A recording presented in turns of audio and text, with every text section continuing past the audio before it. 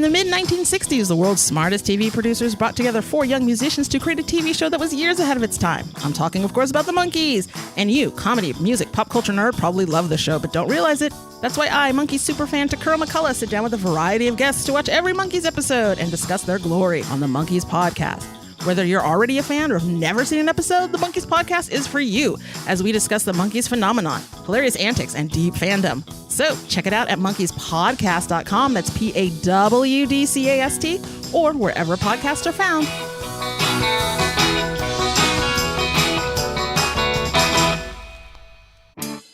It's the greatest mystery in literary history. A divisive question with highly contested answers. Who was the writer behind the pen name William Shakespeare?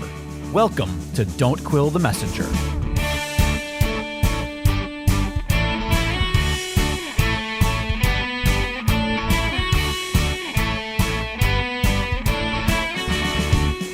Here's your host, Stephen Sable. Good morning, good afternoon, or good evening, wherever you are, whatever time it is. One of the things that I love about podcasts is that you can listen to them whenever you want, from wherever you want. And today's episode, we are doing a little of that because my guest today is Rosemary O'Loughlin, who is on the line directly from Dublin, Ireland today. And she is a practicing lawyer there in Dublin. She has been a scholar of the Shakespeare authorship question since 2013. And in 2019, when Ireland became one of the countries that was included in the Who Wrote Shakespeare video contest, Rosemary submitted the first prize winning video back 2 years ago. And I had the pleasure of meeting her at a SOF conference in Connecticut when we were able to have them live in person. And I've asked her to be a guest on the program today. And here she is, Rosemary O'Loughlin. Welcome, Rosemary. Hi, Stephen. Yes, it's great to be here. Thank you very much. Now, Rosemary, you're also a current member of the De Vere Society over there across the pond, and you assist them with some of their social media work and digital marketing. Is that true? That's right. How did that happen? Who roped you into that idea?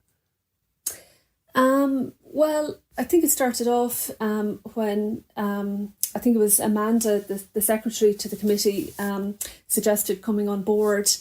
And obviously then people on the committee have different roles. And I can't remember whether, I think actually was suggested for me that maybe I'd be interested in doing the Twitter side of things.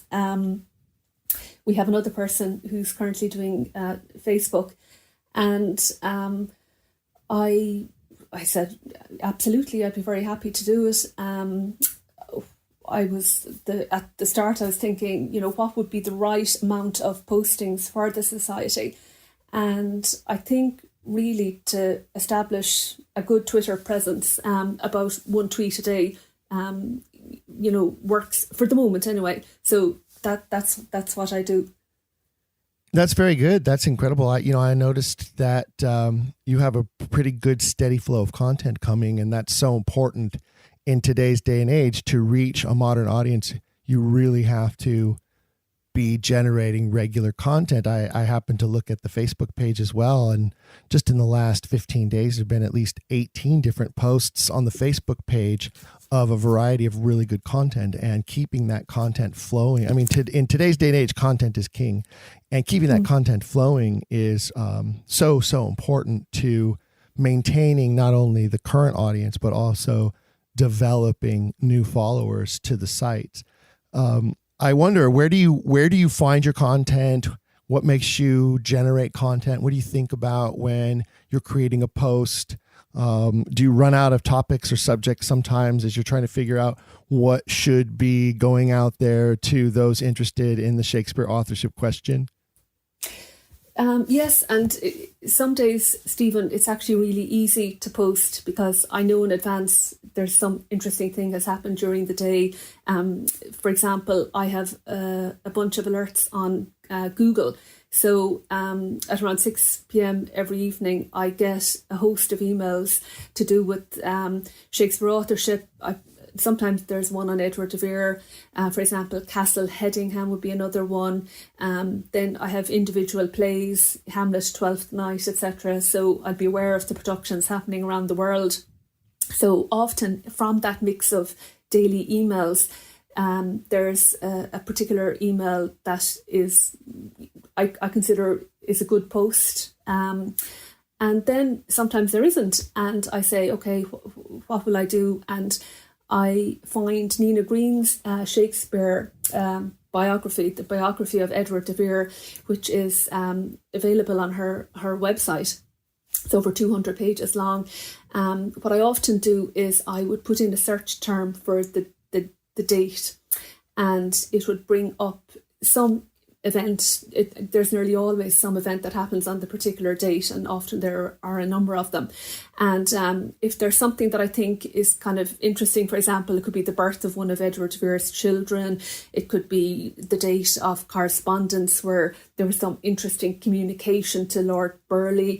I would then post about that, and I'd usually attribute then the source. And sometimes if it's about a person, I would go online and I would find some encyclopedic reference, for example, to the person, and attach that then as a link.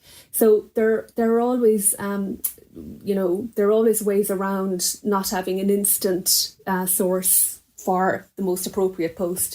That's very clever. I really like that. That's fantastic strategy. It does take time. It can be very time consuming, I know. But that's a fantastic strategy, and I'm sure it's working. I'm sure you're gaining followers as you move forward. That's fantastic.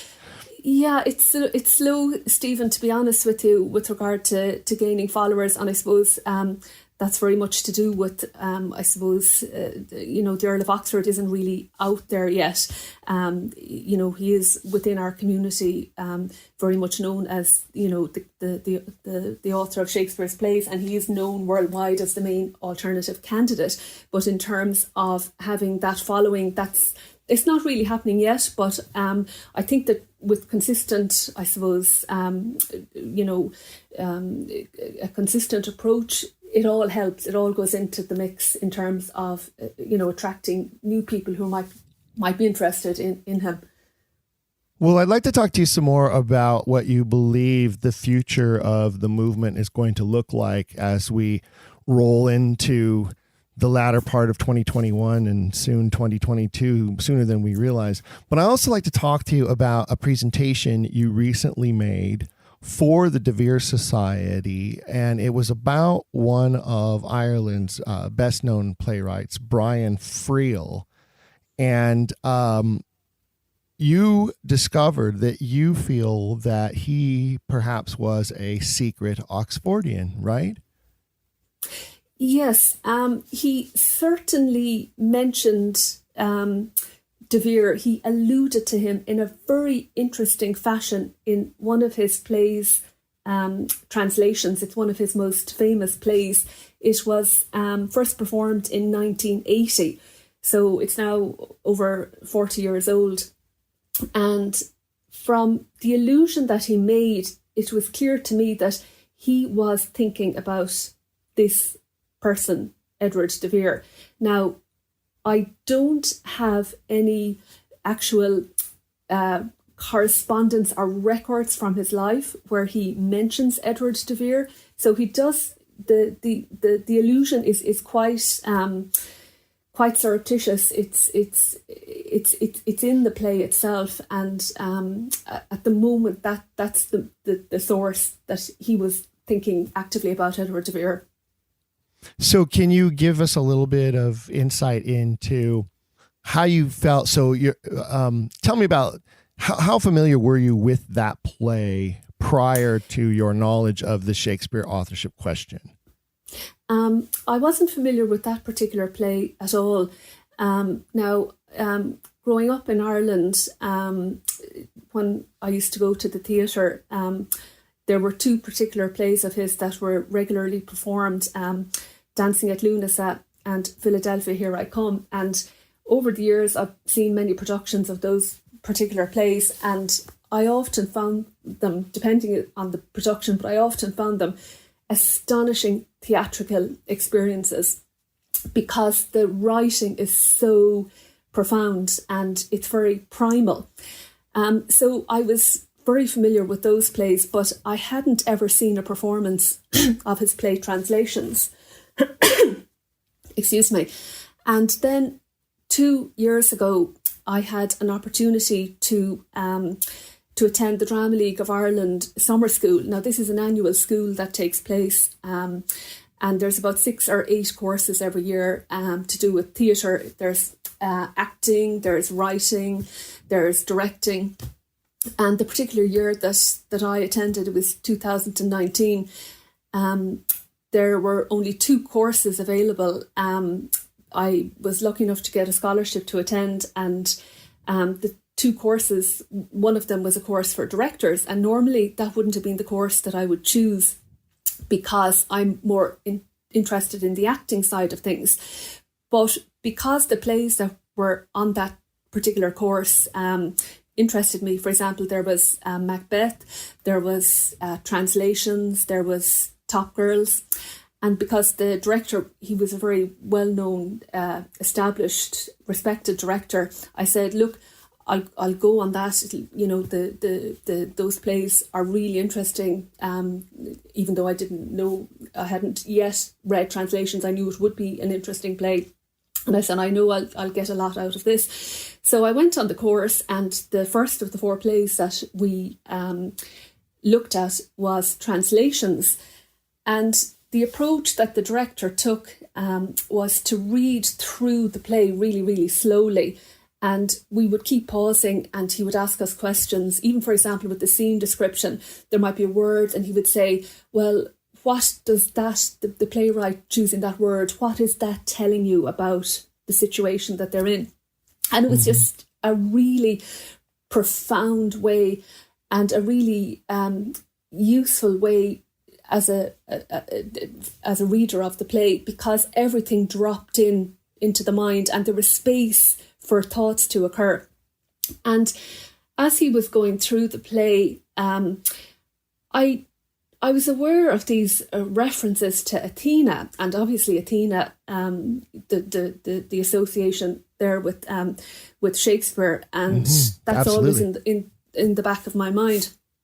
And there were references to secrets, and then references to disguise. And one of the characters, he was described in such a way that aspects of him actually reminded me of Edward de Vere. In the scene description, it talked about that for Jimmy, this particular character, Jimmy Jack Cassie, the stories of the gods and the ancient myths are as real to him as everyday life in Ballybeg. And for me, that really spoke about Edward de Vere, because himself growing up, and whether he himself translated the Metamorphosis, or whether Arthur Golding did, either way, he was profoundly immersed in those stories. And for that little boy, Edward de Vere, growing up, those stories were as real to him. And you can see that in the plays. And it was immediately, I thought, God, Jimmy Jack is a little bit like Edward de Vere. And then the play went on, and there were various, again, very, they were obscure, but for me, I could see that Friel was doing something here. There were references, for example, to a machine called theodolite, and I investigated the origins of that word, and it was actually a machine that was invented by Leonard Digges. Now, Leonard Digges is obviously, his name appears in the prefatory material in the first folio, Shakespeare's plays in 1623. Absolutely, that's a very familiar name to people who are familiar with the first folio and the Shakespeare authorship question. Absolutely. Indeed, and this particular Leonard Digges happened to be his grandfather. And I just thought, okay, that's interesting. Again, do you know what it is, Stephen? It's not as if any of these things on their own were kind of saying, waving a red flag, saying we're talking about Shakespeare authorship here. It was a cumulative effect of them. And a bit like Edward de Vere, and I suppose the reason we attribute the authorship to him is that if there's no one thing that you can put your finger on and say, this means he's the author. It's the cumulative effect of so many things. So when I was reading this play, there were just reference after reference to what in my mind was saying Shakespeare authorship. For example, another, and these are just one of many examples, the play is set in a hedge school. Now, a hedge school in Ireland back in the time, the play is actually set in 1833. It wasn't allowed for Catholics to teach. And so there were these little schools surreptitiously carrying on teaching, and they would normally they wouldn't even be in a building, they'd be at the side of the road or tucked away in the countryside, and they were known as hedge schools. And this particular hedge school were they literally like hiding behind a hedge in order to conduct this education, this clandestine education? Yeah, and I think that's probably where the term actually came from, because it was clandestine. And the particular head school in the play is taking place in this disused barn. The schoolmaster, whose name is Hugh, he asks the pupils, he says, where is Nora Dan? She's one of the pupils. And somebody says, Nora Dan is not coming back to school. And Hugh, the schoolmaster, says, Nora Dan can spell her own name. Nora Dan's education is complete. And I looked at that and I thought, okay, the man from Stratford can spell his own name. That's about all we know. That, well, there's debate about the signatures, but there is, the various six signatures that are, in his hand, presumably, but we've nothing else from him. And we've no record of an education. And again, it was like, okay, you can spell your own name, your education, it's like you can do anything if you can spell your own name, which is obviously not correct. So there were just constant little references like that. But the main reference to Edward de Vere was to do with a place name. Now, the whole play is about the translation of Irish place names into English. So when the English were, occupying the country in that period. In which period? In the Renaissance period or in the 1800s? Well, it went on for a number of centuries, but it was still the case in the year that the play was set in 1833. Okay. Sure. The Irish language was dying out, and the English were taking the place names and translating them taking the Irish place names and translating them into an English equivalent. And that's what the whole play is about. And it's about the loss of culture and language and how that affects the identity of the people in the country. And one of the place names is Tober Vrí. Now, it's spelled Tobair, and then Vrí is spelled Vree. And there's a big debate about how to translate this particular place name. And there's a discussion as to the origins of it, and that it is an erosion of Tober Vrian. Now, Vrian is the genitive case for Brian. So Tober Vrian means Brian's well. And normally, the shortened version of that Tober Vrí should be spelt, the Vrí bit should be spelt BHRE. I with a line on the top of the I, which is called a fada. So BHR fada. That's how you would spell, an Irish person would spell a bhrí. But in the play script, it is written as VREE. Now, as an audience member, if you were listening to that play, me as an Irish person, I would hear Tober Bhrí. I would have no idea as to how it was spelled, and I would assume it was spelled BHR fada.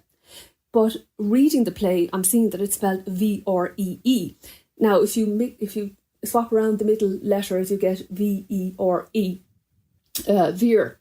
And what was extraordinary for me with the playwright spelling it VREE instead of BHR fada was that he was using letters that don't exist in the Irish language. There is no letter V in the Irish language, and there is no double E. So the letter V in the Irish language is BH. So the V sound is made with a BH, and the E sound is made with an I, Shinna Fada. So clearly he was doing something unusual here in deliberately choosing to use letters that are not in existence in the Irish alphabet. So are you suggesting that he was sort of inserting a code into his text for the reader who may be an Oxfordian who would read the play and go, oh, this is a fellow Oxfordian? I think he was signalling that we need to look at this person, Veer. So he was definitely signalling something that an Oxfordian would pick up. And unusually, only an Irish Oxfordian would pick it up, because only an Irish Oxfordian would understand that the letters V and the double E do not exist in the Irish language. And what was even more interesting is the context in which this Bhrí appeared. It was about a man. The place name Tober Bhrí, which means Brian's Well, referred to a man who used to go, who had damage, a growth on his face, and he went to a well every day and washed his face in the hope that his face would improve. And one day he fell down the well and died. And that's why the place name is known as Tober Bhrí. And the well is actually close to a crossroads. So it's really the crossroads that are being described as Tober Bhrí. And the well is a little bit off the crossroads. And in the discussion of that, the characters talk about how his name has been eroded and long forgotten. And again, in that context, that's exactly what happened to Edward de Vere. You know, his name was taken from him. He's been forgotten by history to a large extent. And also, one of the characters says, what does Bhrí mean? And he explains the whole origin of the well and, you know, Brian falling into the well. And another character who's an English soldier who actually loves Ireland, and it's such a touching play because there's no black and white. The Brian Friel, he has such a huge soul and such a kindness to him, and you can really see that in the play. But he has this English soldier who would, I suppose, you know, he'd be seen as the baddie, say, the English soldier coming over, you know, to our land, etc. But this particular English soldier, who is a soldier by accident, that's how he's described in the play. He is a kind of almost like a poet, and he loves the land, he loves Ireland. So he says, I think we should keep the name as, you know, Tober Bhrí. And Owen, the Irish person who's helping the English soldiers to translate the place names, says, no. And he says, what the hell does Bhrí mean? And this, again, was extraordinary because Owen had already said, what does Bhrí mean? And he'd explained it. And directly afterwards, when the English character said, let's keep the name as Tober Bhrí, Owen is exasperated with them and says, what the hell does Bhrí mean? And again, to me, that is signalling to the reader that we need to think about Vri and Vir. It's a really ironic aspect of the play then, because if they're talking about the erosion of this Brian, who is the source of the location name, and what you're saying is that the true original spelling would be BHI with the long mark. I forget what you called it. BH. Yes. Right. And then the playwright, Friel, is further corrupting that name in print by converting it to a VREE, while he's also using it as a hint to the reader that he is pointing towards Edward de Vere as somebody of interest that should be, further investigated or researched with regards to his life. But does it in any way, and does any of that point to Shakespeare particularly, or the writings of Shakespeare particularly in the play?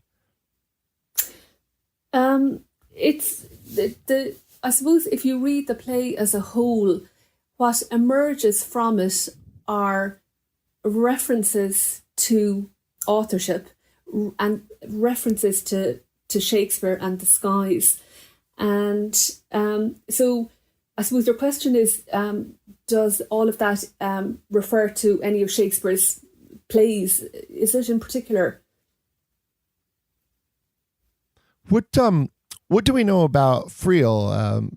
His life, his background, anything that would point to him being a Shakespeare file of any kind? Well, he started off in life as a teacher, and then in the 1950s he started writing short stories for the New Yorker magazine, and towards the end of that decade he started playwriting, and he began with radio plays. Now one of his first radio plays is called This Hard House, and one scholar has examined this and pointed out that this is a reference to King Lear. And over the years, Friel, from what I see, he's not speaking in public about Shakespeare, but there are deep references to Shakespeare in some of his plays. For example, he has another play called Volunteers, and it's about digging. And in that play, there are references to Swan of Avon, and one of the characters says 3 times in the play, "Was Hamlet really mad?" Which again is like one of the most profound questions you can ask yourself with regard to the play Hamlet. As a reader, and I studied Hamlet for my exams in school, one of the questions that always came up was Hamlet really mad, or do you think he was feigning madness, etc.? So Friel, the Shakespeare does show up in his plays, and in another article, and again I have a piece coming in the De Vere Society newsletter on this next month. An Irish scholar called Anthony Roach looks at Friel's play translations and sees links with Shakespeare's Henry plays. So I think Friel was a very well-read man, and he was clearly knowledgeable about Shakespeare, and that has come through in his playwriting. So that question, yes, there are references to Shakespeare in translations. Now, you mentioned that you've been doing some research into his life and some of his other writings, including correspondence. Is there a memoir or anything available that might lead you to some other documents that might be personal documents of his that would demonstrate that he was studying the authorship question or had a great interest in the authorship question? Anything of that nature that you're aware of? I think the main thing there would be in 1963, Brian Friel spent 6 months in with Tyrone Guthrie, the famous director, who actually has some Irish links as well. He founded the Stratford Festival. And it was in Minneapolis where Tyrone Guthrie was based. And Brian Friel went to visit him in 1963 for 6 months.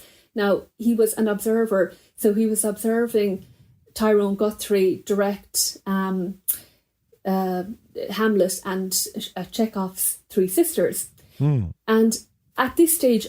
Oh, just a really lighthearted season lineup there for a theater.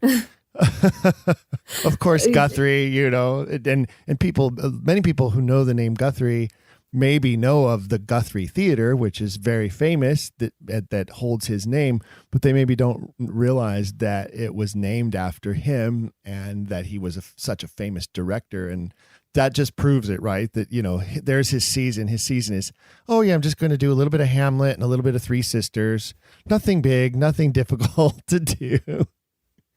Exactly. So not exactly light material. And Brian Friel was an observer for that period. And what we know about Tyrone Guthrie at this stage was that he was a Shakespeare authorship skeptic, because a year previous to that, in 1962, he published an article in the New York Times Magazine where he spoke about Stratford-upon-Avon being a whole myth-making machine.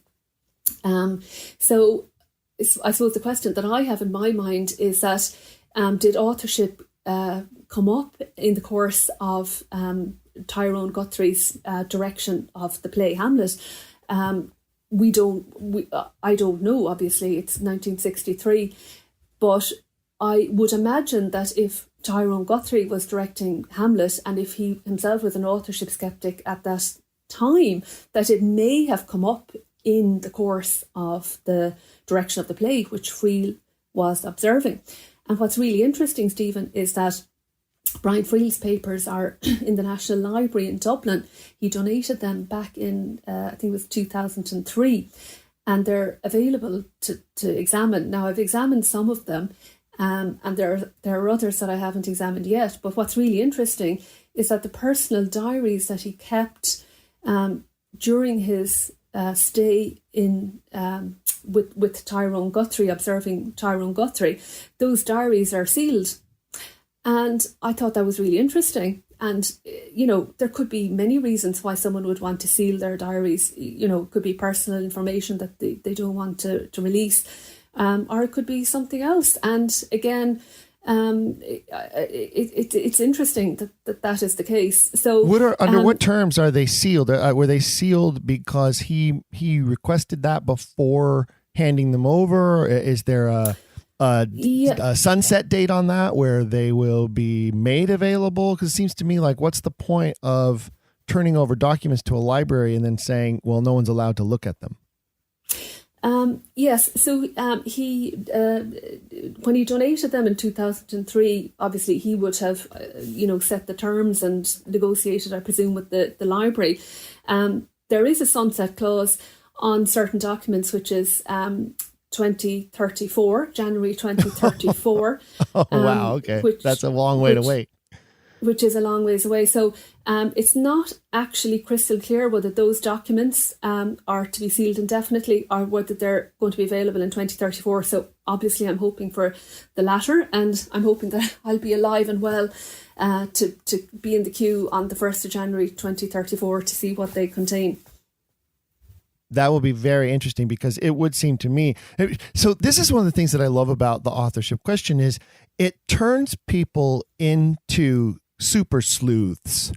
You start becoming this investigator, right? And now, right now, you're becoming a private investigator who is on the trail of the mindset of Brian Friel and whether or not he was a true authorship doubter and investigator of his own, and whether he and Tyrone Guthrie may have collaborated together in their investigation of this topic, as it would appear could very well be the truth. Especially, I can tell you, I've directed Hamlet multiple times, and it's impossible to direct Hamlet as an authorship doubter and not get into that topic with the actors that you're working with.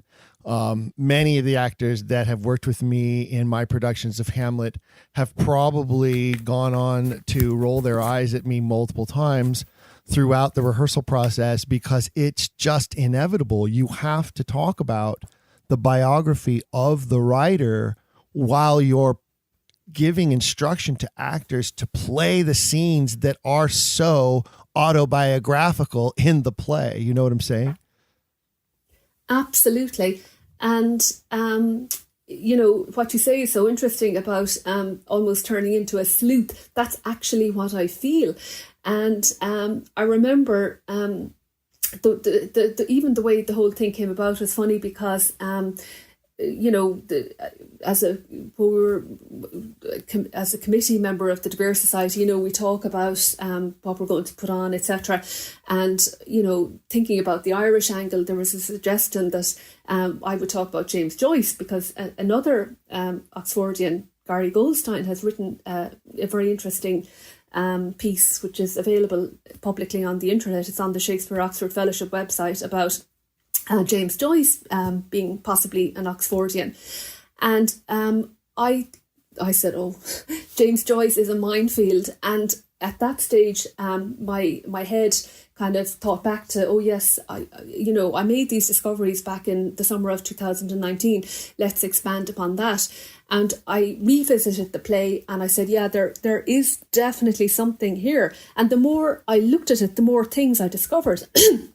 And I have a very good Oxfordian friend, Dorna Bewley, who's based in the UK. And I rang her so excitedly. I remember one morning when I was lying in bed all night thinking about, Tubber Vree. And what I hadn't realised at the time, even though I should have, being a person who's schooled in the Irish language, I knew Vree was Vere, and there were indications around the whole conversation to do with erosion and being buried and forgotten.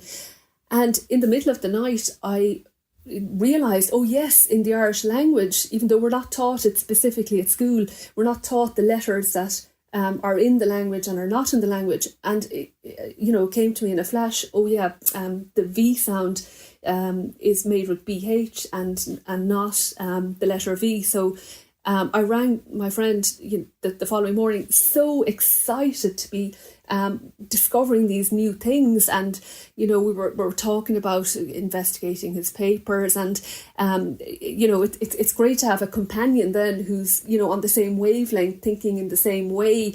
And that person that you can pick up the phone to and say, oh my God, you won't believe what I've discovered in this paper. And it's just wonderful. And to be on that sleuthing journey, it's so life-giving. And, you feel, I suppose, that spark of sheer joy and the unknown that you might discover. It's so exciting.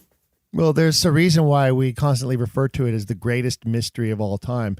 And I think that truly rings, that rings so true, in the sense that look at how it excites people like you, like me, and others around the world, hopefully all of them who are listening right now, in fact, to be interested in this topic and to want to learn more and to do a little bit of their own digging, And one of the things that I try to do through this program, episode after episode, is inspire people to become that investigator, to grab their giant magnifying glass and their deerstalker cap and go Sherlock Holmes on this topic and try to get to the truth. in their own way, through their own readings, through the books that we promote regularly here on the program, through the different websites that are available from the various different organizations, including the De Vere Society, the Shakespeare Oxford Fellowship, the Shakespeare Authorship Coalition, the Shakespeare Authorship Trust. Many of our listeners maybe don't even realize that there are that many organizations devoted to this.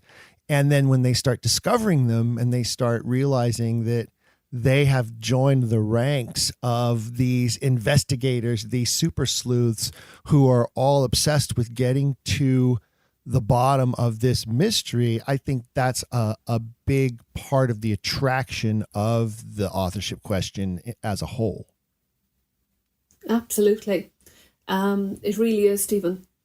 Now, I wonder, you mentioned that you came upon this play, Translations, from Friel as part of a study program that you were involved with. And you said that the program was being instructed by a famous director. What was the name of the director? So the director is Conall Morrison. Now, interestingly, I didn't realize at the time, but Conall Morrison is actually associated with Brian Friel because he's the nephew of Brian Friel's wife. So I suppose if anyone would know about Shakespeare authorship and Brian Friel, maybe Conall would. But I suppose again, it's in Ireland it's a little bit like everywhere else.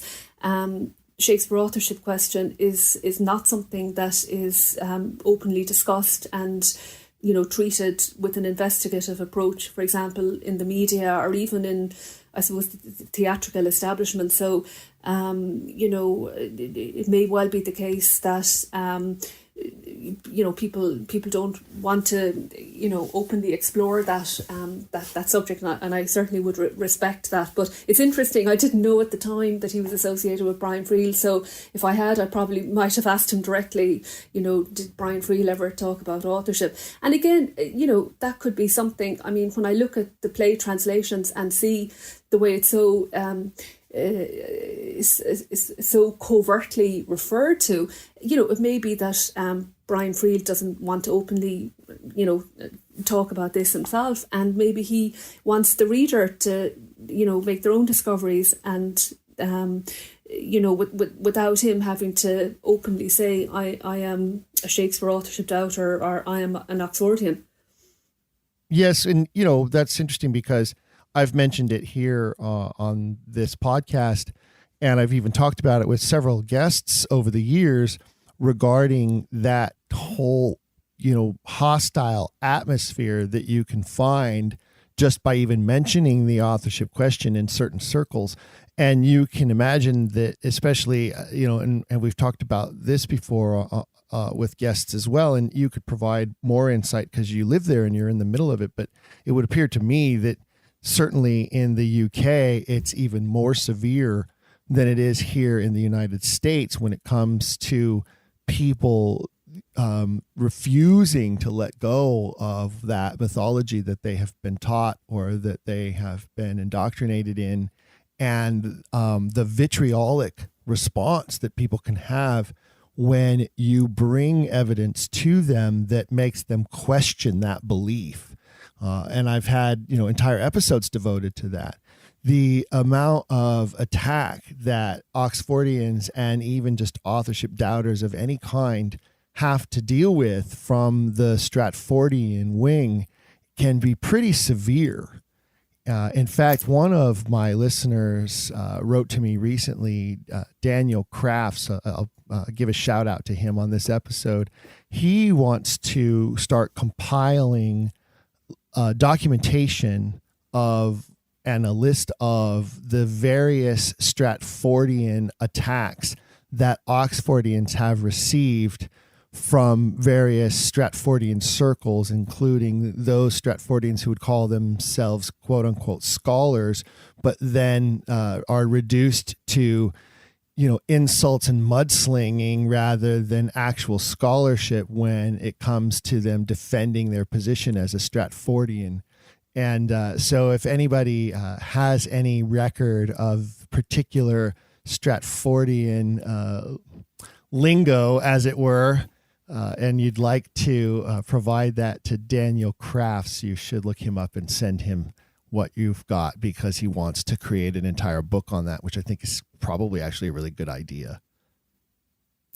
Well, that sounds so interesting, Stephen. And just to pick up on, I suppose the antagonism that we find in this subject often, going back to Brian Friel, I suppose as a great artist, he had this ability to remove himself from it. And it was actually my friend Dorna Bewley, who is such an acute observer.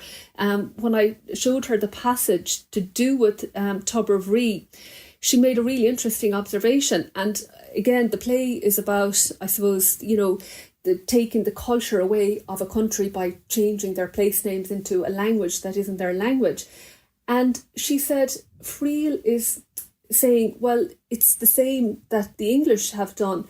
They have dispossessed themselves of their own language. I mean, Shakespeare, how many words would he have invented? They have dispossessed themselves of the identity of their greatest writer, their greatest author. And the British Empire going out to other countries and conquering them, they're also dispossessing themselves without even realising it. And she made the really wonderful observation that Brian Friel is looking on all of this with such kindness in his heart, because he's not making anyone bad. He's looking at a situation of a culture being dispossessed, and then in a very clever, almost humorous way, making the analogy that the English have done the same. They buried Brian down the well. Tubber Vree, he's buried there. He's long dead. He's long forgotten. And she found it hilarious how Shakespeare, where is real Shakespeare? Well, actually, he's buried down in Irish Well. Your English Shakespeare is buried down in Irish Well. So and that's what a great artist does. Is the great artist will be completely aware and immerse themselves in the intricacies and the difficulties of the dualistic antagonistics. But at the same time, they're seeking something higher and more powerful. And we can really see that in Shakespeare's plays as well. And I think Brian Friel possibly could, be modelling himself, whether consciously or unconsciously, on Shakespeare, because with Shakespeare's plays, and this is one of the writers I really enjoy reading. He's not an open Oxfordian, but the writer René Girard, and his book A Theatre of Envy, where he looks at a lot of Shakespeare's plays and talks about mimesis and the people fighting and revenging, and the audience having a cathartic experience when one or the other sides win. But there's a deeper message then within all of that, where Shakespeare is actually saying, does this get us anywhere? And he's almost speaking to two levels of reader. He's speaking to the reader who is seeing the obvious, and the reader who is maybe looking behind and uncovering deeper themes. And I think Brian Friel, his play translations, it has been written about so much. There are articles and articles and articles. You could be spending a whole 6 months reading them. And yet this is another even deeper layer again. And, that's what a great artist can do. They go deeper and deeper, and there's more and more to be uncovered. That's what makes me so excited. I absolutely agree. And I think that's one of the reasons why, 400 years later, we still love these works. And it's true. You can read a Shakespeare play 100 times and get something new out of it each time. I'm currently in the middle of rehearsals for a production of A Midsummer Night's Dream. It's the 8th time that I have produced and directed this show.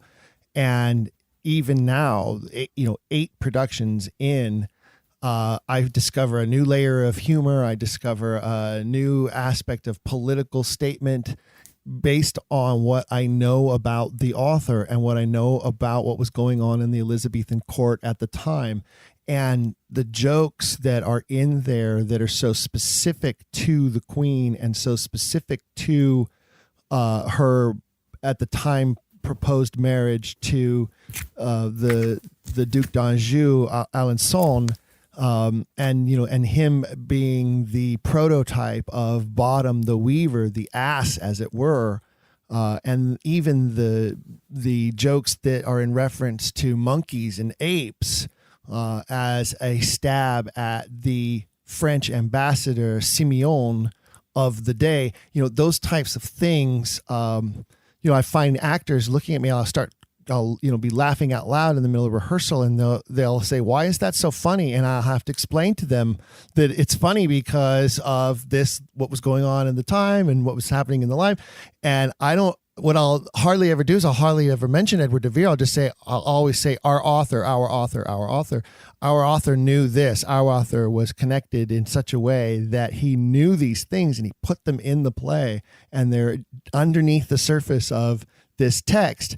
And it's funny that you would say that about Friel modeling himself after Shakespeare in such a way, because it does sound like what you've stumbled upon here is sort of this coded messaging for fellow Oxfordians to look at, and maybe even a specific Oxfordian. It could be that, and I don't know the history of the play's inception, creation, workshopping, first performance, whether it ever saw a Broadway run or not.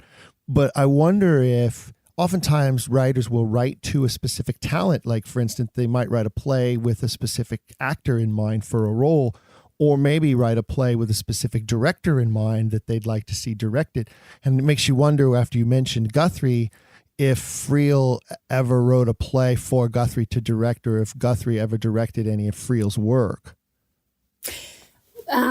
So there was correspondence between Brian Friel and Tyrone Guthrie, where there was the possibility, was mooted, that perhaps Tyrone Guthrie would direct one of Brian Friel's plays, but in the end, he wasn't available. As far as I know, it was in 1965, Brian Friel wrote Philadelphia, Here I Come.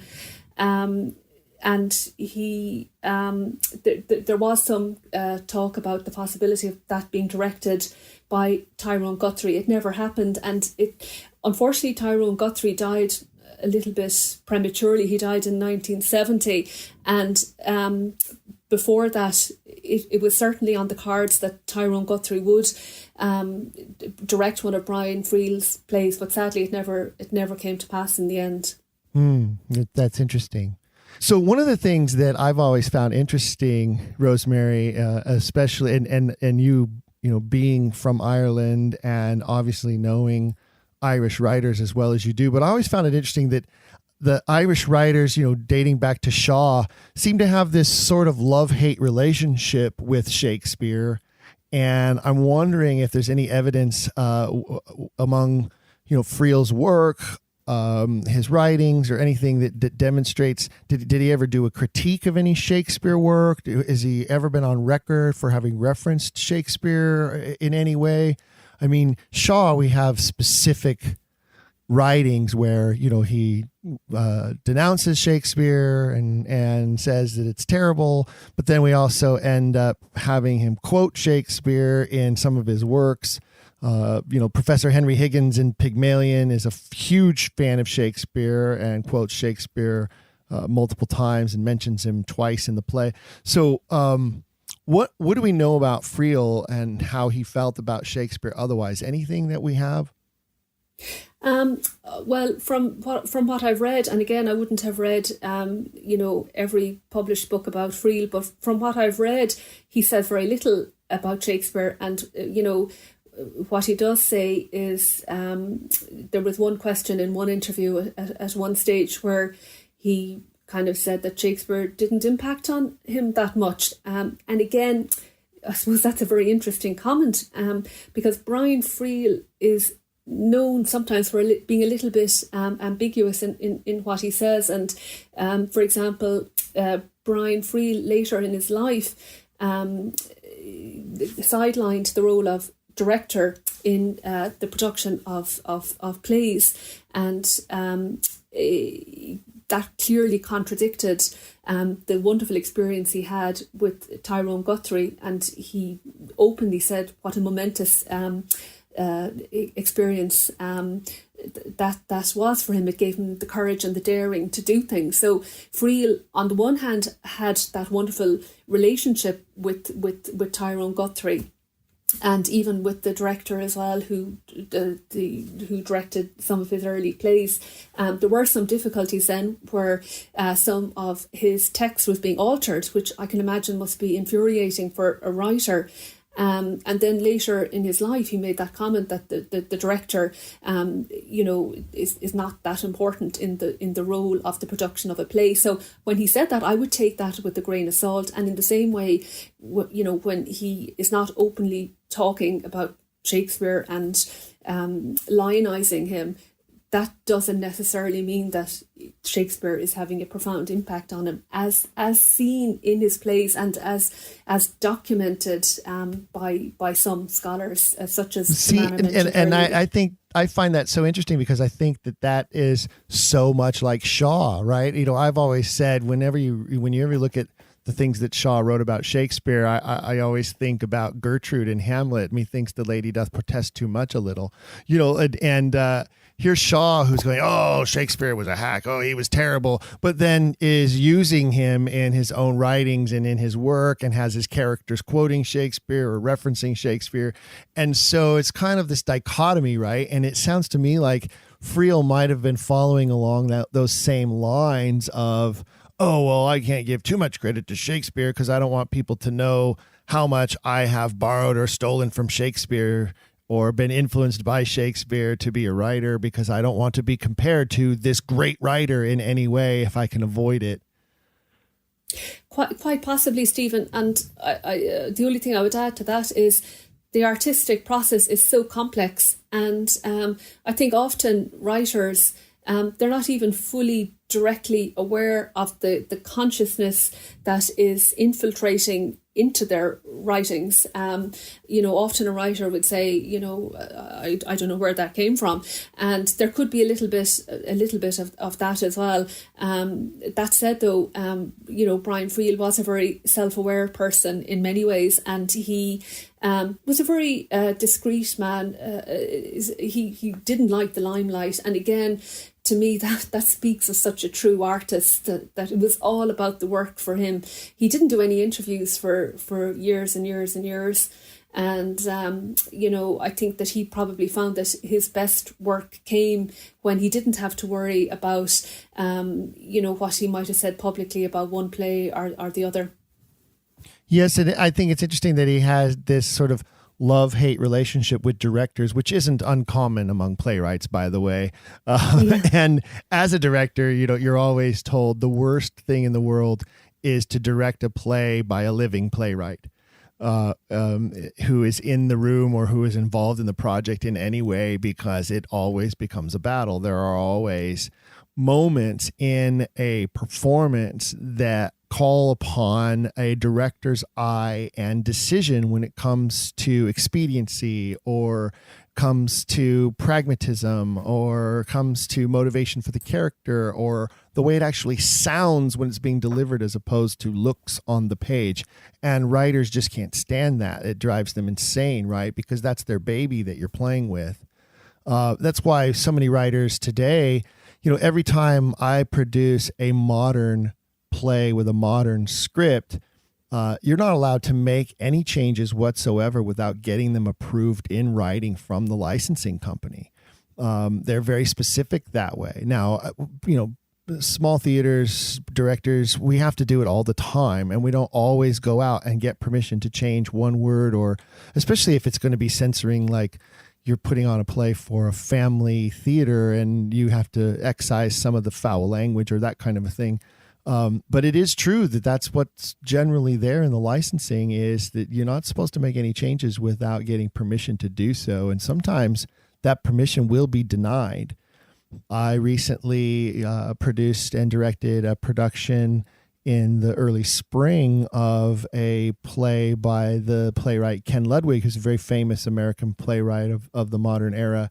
And we needed to cut a moment in the play because it involved a phonograph, and just trying to come up with an old 1920s style phonograph is ridiculous without an enormous budget. So we had to write to the licensing company and say, can we just cut this scene to eliminate the phonograph? And they wrote back and said, sure, not a problem. You're not really changing the messaging or the theme or the dialogue or the character. But yeah, playwrights get very touchy about their work. Indeed. But I do think he's wrong. I think the director is crucially important and is absolutely necessary to the success of any production. Oh, absolutely. Now, after taking that class in directing, just out of my personal curiosity as a director, did you find yourself tempted to want to kind of maybe dive in, dip your toe in the water as a director, or no? No, I'm afraid not, Stephen. I just don't think it's in. I don't think it's in my skill set. I think a director has to be aware of so many things at the same time, and for me, I just love acting. Nothing compares to acting. But I do think that you can learn so much from a director as an actor, and that's what I took from the course as well. And you never were able to, or never had cause to mention the authorship question at all during the course of that instruction with the teacher at all? I did. I brought it up on the last evening before we all went home, and I said I do think that Brian Friel is talking about authorship, and he said, oh, that's interesting, but he didn't elaborate in any way. And as I say, I didn't know that he was, unfortunately, at the time, that he was associated with Brian Friel. So if he did know anything, he was keeping quiet about it, but maybe he didn't. It's just too difficult to tell. Maybe you opened his eyes to an aspect of his, did you say it was his uncle, his great uncle? So my understanding is that he is the nephew of Brian Friel's wife. So he's not related to him, but he's related to Brian Friel's wife.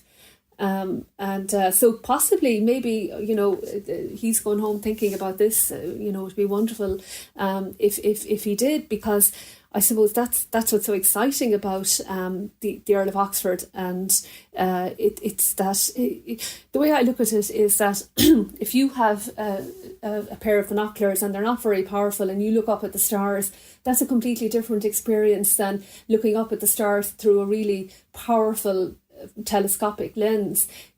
You're looking at the same thing, but you're seeing it so much more in depthly. And when we approach the Shakespeare plays with the in our heads, in every part of our being, with scanning those plays for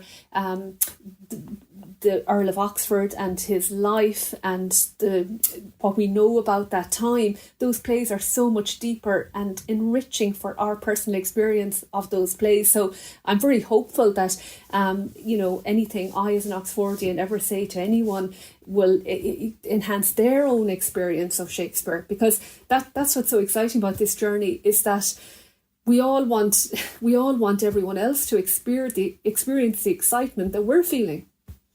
Absolutely true. And you mentioned something earlier in the episode regarding the evidence for Edward de Vere and it not being one specific thing. And I think you're right. Oftentimes people will say, well, what's the smoking gun? Or how come we haven't found a smoking gun? And I say the whole collection of truths is the smoking gun.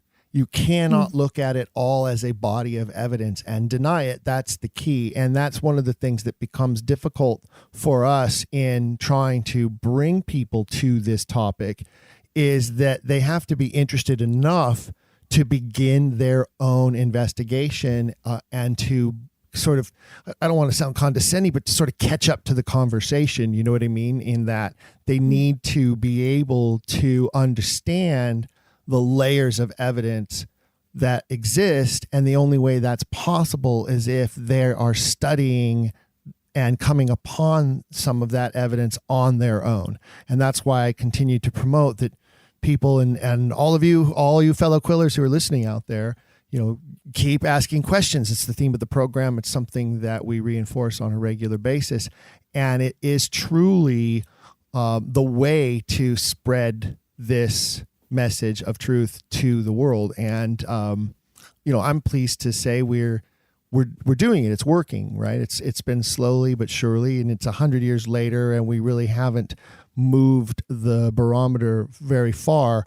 But I think that we have more momentum now than we've ever had before. And a big part of that is going to continue forward thanks to technology, the technology of podcasts and a series like this, the technology of social media and that growing platform and its growing importance in the world.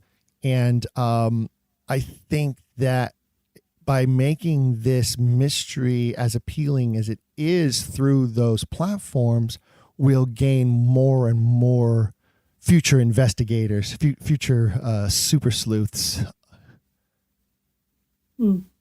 Exactly.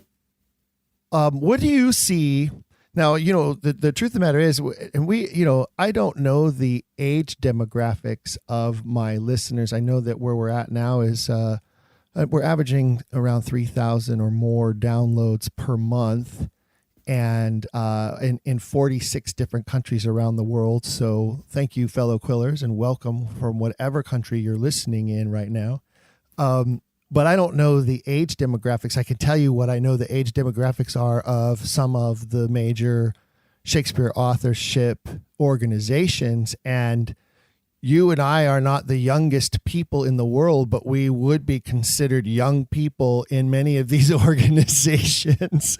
And so people would turn, some of those who have been involved in this for 20, 30 years would turn to people such as you and I to say, okay, what is the direction moving forward? How do we continue this movement? And how do we draw newer, younger faces to the movement? What would your answer to that be? Well, I suppose each person has their own skill set, I think, when it comes to what they bring to the movement. And within Oxfordianism, there are so many incredibly academic people and very scholarly people, and they bring so much in terms of evidence, and even the way they communicate it, it's so clear. So I suppose all I can ever do, and I suppose this applies to life in general, is say, well, what can I do personally? And I suppose, I feel the role of social media is something I can do. That's a small role. But I've also written a play about my experience with Shakespeare and being on the trail of Edward de Vere.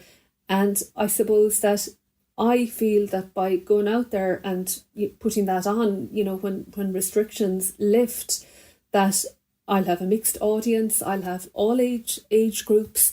There'll be young people, old people, middle-aged people, and it's generating a conversation. And I think that will bring new people to the movement of every age. So I think it's very much looking at, well, what can I do that's in alignment with who I am.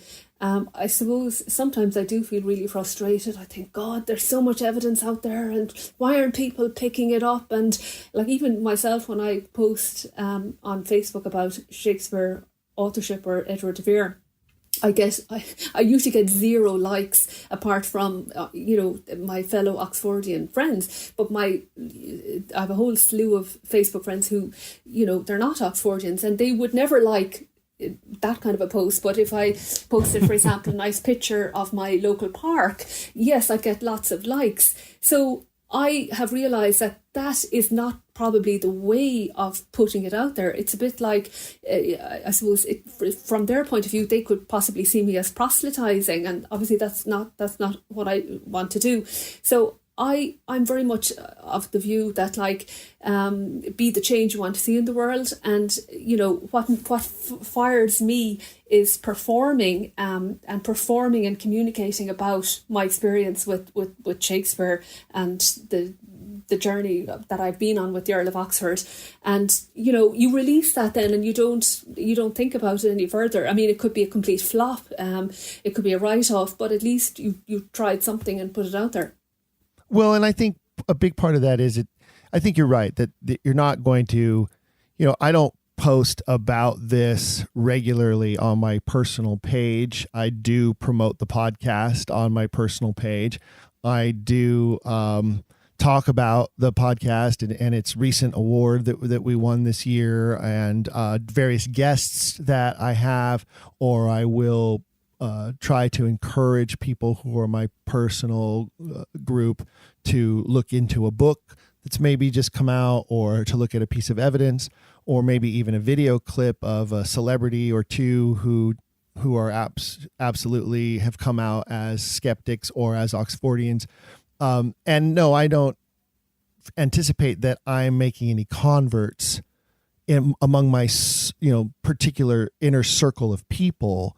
Those people who have been interested in this because I'm interested in it have already either received a book from me or have already been starting their own investigation. And so, yeah, I have no illusions about the fact that my particular inner circle is going to start flipping over to Oxfordianism. For most of them, it's not a topic they really care that much about. But I do think that there is an importance not only in the types of outreach that we have available to us to maybe intrigue people, and then once they're intrigued, what is absolutely and essentially important is you have to have content for them to find. And not everyone, in fact, most people now are not actually going and searching for websites on topics they're interested in. The first place they go is to social media, the first place for information. And, that's something I do for a living as my day job, so to speak, is I manage multiple social media accounts for my employer. And so I keep up on what the stats show, what's happening in the world of information. And at this point now, more than 60% of Americans, at least, say that that's the first place they go to when they're seeking information on a topic, on a person, on a celebrity, whatever it is. They go to social media first. 80% say that they spend at least 2 hours a day on some social media platform exposed to content. So I think that any organization, any movement, any institution, and it's proven by the fact that they all have social media accounts now, I think they know that if they want to move forward, they have no choice. They must embrace social media or they're going to get left behind. Oh, 100%, Stephen. And that's why, I'm very excited, even though we don't have a huge amount of followers yet on the De Vere Society Twitter page. It's slowly building. And you never know, there could just be one tipping point that one day you could wake up and the Earl of Oxford could be in the news and you suddenly have 10,000 new followers. And it's to be prepared and ready to go, so that if somebody does look up on Twitter, or Facebook, De Vere Society, that they see there is an established record of tweets and there's all these interesting links. And again, the importance of websites, and I think both the Shakespeare Oxford Fellowship and the De Vere Society have phenomenally good websites. The De Vere Society recently rehauled its website. It's great. They really did a great job. They really needed to update it, and they did, and it looks great. It looks fantastic. And if you go to either of those websites, you have so much information going from the most intricate area of investigation that you could dive deep into to really good overviews of, what is a Shakespeare authorship question? Why do we have it? Who is Edward de Vere? And I think that will be a huge assistance in, getting the word out there and turning the tide, really. Yes, and the key here now is that the webs, so it's a catch-22, or it's a domino effect, whatever cliche we want to use, and some of those were invented by our author, in fact. But the bottom line is there's a flow of information in today's day and age now, and so even in like journalism, I deal with members of the media on a regular basis, because PR communications is what I do, and today's journalists, many of them who are very young and fresh out of journalism school or fresh out of the university newspaper and now working for whatever community newspaper or daily or whatever it is, they are just schooled. They're just trained that the first place they'll go is look for a Facebook page for an organization or a person or a topic and find that social media link that then drives them to a website. And so you're right that the website is important and it has to have all that information available, but they're going to find the Facebook account or the Twitter account first. And then, as you say, follow those established links to the more in-depth and detailed information. Exactly. There's a reason why there's a 260 character limit, right? It's because people want sound bites, they want, post bites and memes, lots of memes. If we could be generating multiple memes every day and getting them out there, one clever meme can turn the tide on an entire social media platform and result in thousands of new followers just from one really good, clever meme. So we need meme generators out there. Send me your memes, ladies and gentlemen, if you want to help the movement. Send me some clever memes. And if you'd like to contact the program, you always can by emailing contact@don'tquillthepodcast.com. Contact@don'tquillthepodcast.com. And send me your episode suggestions. Send me your critiques. Send me your compliments. I really like those.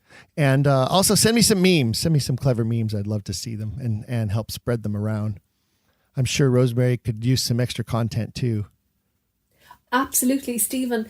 Just to all your listeners, if anyone, any Oxfordian has anything that they would like to go up on social media on the De Vere Society, please contact me, social@deveresociety.co.uk, and I'm always looking for material, so I'd really appreciate that. No, and I believe that email address is also on the De Vere Society Facebook page. Yes. Yes. Now it's certainly on and the website. And that goes to you. Those emails go to you when we contact that email address. Those emails end up at your location. Yeah. That particular one would go to me. Yes. So those email addresses are on the website, the De Vere Society website. Yeah. Yeah. Yeah. Because I was perusing the Facebook page the other day and noticed that there was a social email there, and I wondered if that was you, if that's where it was going. But I didn't know that you had an assistant or a partner in crime who is actually helping with the other platforms. So you handle Twitter and somebody else handles Facebook, and do they have an Instagram account as well? I do, but they have an email address, but I can't think offhand what their particular email address is. Well, generally, just for our listeners, generally, if you can find the Facebook page, ladies and gentlemen, you'll be able to find the Instagram usually pretty easily because they tend to be connected these days. And if they're not, then whoever's handling that will put some fire under them to connect those together. And you'll be able to find some wonderful content, and then you'll know that Rosemary is contributing to that, and you might be able to contribute to that as well by sending her some information if you think it's worthy of posting. But I did notice that it's a very active page. That's super important. There were like 18 different posts over the last 15 days. That's a really good, solid posting schedule, and that's going to serve the society very well as more and more people go and look and try to find and decide to follow the page and like the page. And that will increase engagement numbers. And as you well know, it's not just those people engaging. When they engage, their followers see the engagement, and, it becomes they told two friends and they told two friends and they told two friends. And that's the way to get the ball really rolling and make this snowball turn into an avalanche at some point down the road. Exactly. Well, I want to thank you so much, Rosemary, for joining us from all the way across the pond. You are, in fact, my first international guest that I wasn't in the same room with. I did have an international guest earlier this year. It was Quiller Claire Jaggett, all the way from the Turks and Caicos Islands, but I was actually in the Turks and Caicos Islands with her when we recorded the episode. So it wasn't a transnational recording. So you are my first overseas guest remotely, and I think it's been a tremendous success. And that means that I am now going to start pestering some of the other members of the DeVere Society. If Kevin Gilvary is listening, I'll be contacting you, sir. Alexander Waugh, I'm coming for you too, buddy. Here I come. I would love to have them as guests on the program, and now we've proven that it can be done, even though there is quite a time difference. And for you, it's early morning, and for me, it's now even earlier morning. But thank you so much, Rosemary. It's been my pleasure to stay up late in order to facilitate this conversation. I'm so glad that you agreed to be our guest. I can't wait to see what else you find out about Brian Friel as you go down the Brian Friel rabbit hole to discover his position on the Shakespeare authorship question. And I hope that you'll come back again with some more research. Are you preparing a video? Did you prepare a video for this year's video contest? I didn't. I suppose I'm still on a high from the 2019 contest. So, but I think the quality of the video, Stephen, is just getting better and better every year. I mean, last year, it was really stiff competition. So I'm very hopeful that there'll be some really good entries this year as well. Well, it won't be too long. The deadline, I believe, has just closed. By the time this program airs, it will have closed, I believe. And we'll see what the field looks like this year. But if you're interested, listeners, in watching some of those very fun, very clever 3-minute videos, you can find them at the Shakespeare Oxford Fellowship YouTube channel. They are available there, including Rosemary's top prize winning video from 2019. It is there. It's very clever and very funny, which is why it won. And last year's winner was excellent as well. But they're all there available to you. If you want to do some YouTubing, you can go and find those right now. We want to thank you again, Rosemary, for joining us. I want to thank our listeners for being such loyal Quillers. We can't do it without you folks. So if you would like to help support the program, you can do so by visiting the Dragon Wagon Radio swag shop. Go get your swag on at the Dragon. If you purchase anything there from the show with the show logo on it, those proceeds do directly benefit this program, and our producers over at Dragon Wagon Radio will sincerely thank you for doing so. Again, if you'd like to contact us, you can do so at contact@don'tquillthepodcast.com. contact@don'tquillthepodcast.com. I'm going to sign off now, and we'll see you again very soon, Quillers. Don't forget, keep asking questions. If you've enjoyed today's episode, please leave a rating and review in your podcast player. For even more, visit our website, don'tquillthepodcast.com. There you can find official merchandise in our shop, as well as a link to our Patreon. This show is made possible by people like you. We hope you'll consider showing your support by becoming a monthly patron, where you'll receive bonus material and tons of exclusive perks.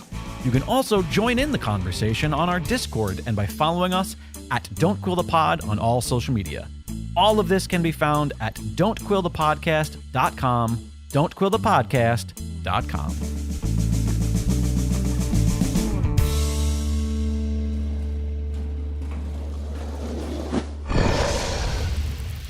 It's Dragon Wagon.